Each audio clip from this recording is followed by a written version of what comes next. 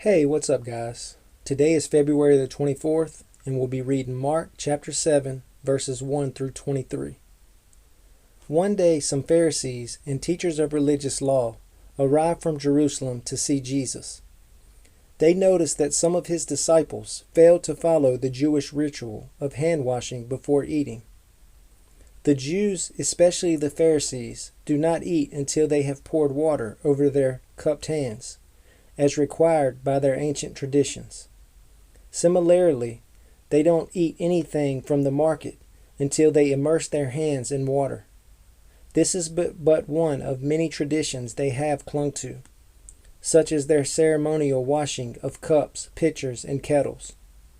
So the Pharisees and teachers of religious law ask him, "Why don't your disciples follow our age-old tradition?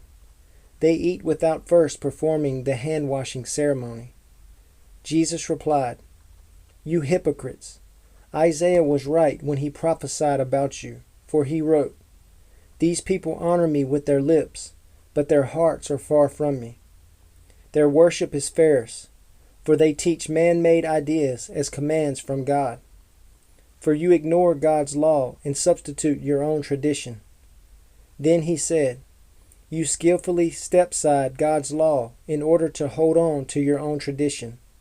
For instance, Moses gave you this law from God: honor your father and mother, and anyone who speaks disrespectfully of father or mother must be put to death. But you say it is all right for people to say to their parents, 'Sorry, I can't help you, for I have vowed to give to God what I would have given to you.' In this way, you let them disregard their needy parents.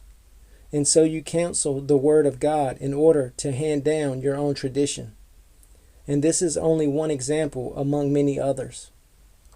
Then Jesus called to the crowd to come and hear. "All of you listen," he said, "and try to understand.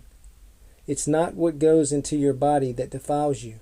You are defiled by what comes from your heart." Then Jesus went into a house to get away from the crowd, and his disciples asked him what he meant by the parable he had just used. "Don't you understand either?" he asked. "Can't you see that the food you put into your body cannot defile you? Food doesn't go into your heart, but only passes through the stomach and then goes into the sewer." By saying this, he declared that every kind of food is acceptable in God's eyes. And then he added, "It is what comes from inside that defiles you.